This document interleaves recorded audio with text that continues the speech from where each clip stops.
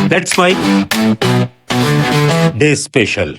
नमस्कार, Let's Mike में आपका स्वागत है। डे स्पेशल के साथ मैं राखी जैन। सिंहासन हिल उठे, राजवंशों ने भ्रकटी तानी थी, बूढ़े भारत में आई फिर से नई जवानी थी। ये पंक्तियां सुभद्रा कुमारी चौहान की कविता झांसी की रानी से हैं, जिसमें स्वतंत्रता की ललकार थी। 16 अगस्त 1904 को जन्मी ये कवित्री शब्दों की जादूगर थी, जिसने अपनी लेखनी से देशभक्ति की आग जलाई। वो न केवल साहित्य की साधिका थी, बल्कि स्वतंत्रता संग्राम की साहसी सिपाही भी थी। डे स्पेशल में आज हम उन्हें याद करते हैं।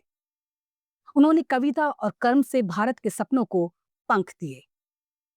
16 अगस्त 1904 को उत्तर प्रदेश के निहालपुर में सुभद्रा कुमारी चौहान का जन्म हुआ। मध्यम वर्गीय परिवार में पली बड़ी सुभद्रा ने कम उम्र में साहित्य और देशभक्ति से गहरा रिश्ता जोड़ा। इलाहाबाद के स्कूल में पढ़ाई के दौरान 9 साल की उम्र में उनकी पहली कविता नीम प्रकाशित हुई। 1919 में ठाकुर लक्ष्मण सिंह चौहान, एक स्वतंत्रता सेनानी से विवाह के बाद वो जबलपुर बसी। उनके पति के साथ मिलकर सुभद्रा ने स्वतंत्रता संग्राम में हिस्सा लिया। उनका घर क्रांतिकारियों का अड्डा था, जहां महात्मा गांधी और जवाहरलाल नेहरू जैसे नेता आते थे। सुभद्रा ने 1921 में गांधी जी के असहयोग आंदोलन में हिस्सा लिया और जबलपुर में महिलाओं को संगठित किया। वो भारत की पहली महिला सत्याग्रही थी, जिन्होंने ब्रिटिश शासन के खिलाफ धरना दिया। 1922 और 1942 में भारत छोड़ो आंदोलन के दौरान उनकी गिरफ्तारी हुई। उनकी कविताएं और भाषण स्वतंत्रता सेनानियों के लिए प्रेरणा का स्रोत थे। सुभद्रा ने साबित किया कि नारी शक्ति क्रांति की धार हो सकती है। उनकी बेबाकी और हौसले ने स्वतंत्रता संग्राम में नया जोश भरा। सुभद्रा की लेखनी में देशभक्ति और मानवीय संवेदनाएं एक साथ झलकती थी। उनकी सबसे प्रसिद्ध कविता झांसी की रानी ने रानी लक्ष्मीबाई की वीरता को अमर कर दिया। खूब लड़ी मर्दानी वो तो झांसी वाली रानी थी। ये कविता स्वतंत्रता संग्राम के दौरान युवाओं में जोश भरती थी और आज भी स्कूलों में पढ़ाई जाती है। उनकी कविता झलकारी ने रानी की सखी झलकारी बाई की वीरता को उजागर किया। झलकारी ने बड़के युद्ध में छक्के छुड़ा दिए, लक्ष्मी की सखी बनकर फिरंगी को चकमा दिए। कदम का पेड़ में उन्होंने प्रेम और प्रकृति की कोमलता को बयां किया। यह कदम का पेड़ अगर माँ होता यमुना तीरे, मैं भी उस पर बैठ कन्हैया बनता धीरे धीरे। उनके काव्य संग्रह मुकुल और त्रिधारा हिंदी साहित्य में मील का पत्थर हैं। उनकी कहानियां जैसे बिदा और सीधे साधे चित्र नारी उत्पीड़न और सामाजिक असमानता जैसे मुद्दों को संवेदनशीलता से उठाती थीं। सुभद्रा की लेखनी छायावाद और देशभक्ति का अनूठा संगम थी। उनकी समकालीन कवित्री महादेवी वर्मा ने उनकी सादगी और शक्ति की तारीफ की। उनकी रचनाएं सरल, भावपूर्ण और जन जन तक पहुंचने वाली थी। सुभद्रा ने हिंदी साहित्य में नारी स्वर को मजबूती दी। उनकी कविताएं और कहानियां देशभक्ति, नारी सशक्तिकरण और सामाजिक सुधार का प्रतीक बनी। झांसी की रानी आज भी हर भारतीय के दिल में जोश जगाती है, जबकि यह कदम का पेड़ उनकी कोमल भावनाओं का दर्शाता है।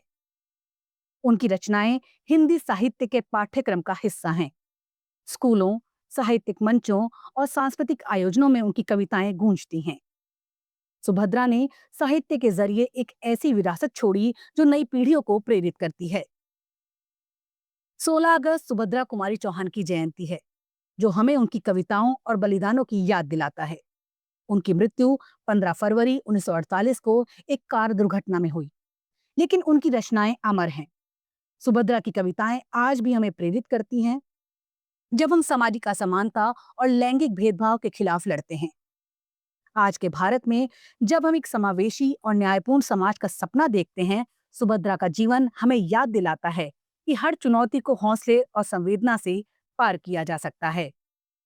16 अगस्त एक तारीख नहीं, एक प्रेरणा है।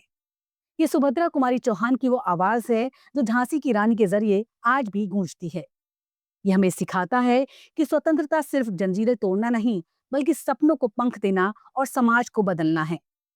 आइए इस दिन उनकी लेखनी को सलाम करें और एक ऐसे भारत का सपना देखें जहां हर नागरिक सुभद्रा की तरह साहस और संवेदना के साथ आगे बढ़े। चलो फिर आज वो नया गीत गाएं, नए भारत में नया इतिहास बनाएं। डे स्पेशल में आज बस इतना ही। आप सुन रहे थे लेट्स माइक की विशेष प्रस्तुति। इस पर आपकी राय का रहेगा इंतजार। लेट्स माइक के कमेंट बॉक्स में जरूर बताइएगा। आप सब लीक से हटकर बनाए गए हमारे कार्यक्रम पसंद करते हैं, इसके लिए आपका दिल से आभार। चैनल को लाइक और सब्सक्राइब जरूर करिए और जुड़े रहिए लेट्स माइक के साथ। नमस्कार। आप सुन रहे थे Let's Mike more than radio. Follow कीजिए हमें हमारे सोशल मीडिया प्लेटफॉर्म्स पर। It's time for news. It's time for more than radio. Presenting the first radio news app, Let's Mike. Let's Mike, a news-based app on your phone where you get to watch and listen news, talk shows, interviews, radio show podcasts.